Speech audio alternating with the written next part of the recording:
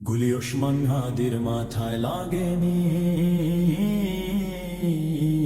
গুলি লেগেছে রাষ্ট্রের মাথায়, গুলি লেগেছে রাষ্ট্রের মাথায়। কারণ মাথা যদি ঠিক থাকতো তাহলে বন্দুক হাতে সন্ত্রাসী রাস্তায় রাজা হতো না। এ রাষ্ট্র এখন মাথাহীন, আইন হাটে চোখ বাঁধা, গণতন্ত্র কথা বলে পোস্টারে আর সিস্টেম চলে ট্রিগারের ইশারায়।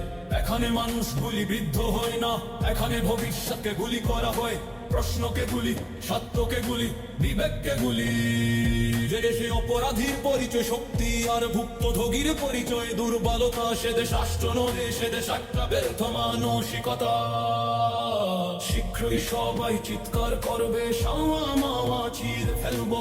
কারণ মানুষ রক্ত চায় না, মানুষ চায় এই নোংরা সিস্টেমটা চিরে ফেলতে, যেটা সন্ত্রাসী বানায় আর মানুষকে লাশে পরিণত করে। যে রাষ্ট্র নিজের মাথায় গুলি খেয়ে ওকে গুলি করলো জানতে পারে না, লাথি মারি সেই আইন শৃঙ্খলার উপর।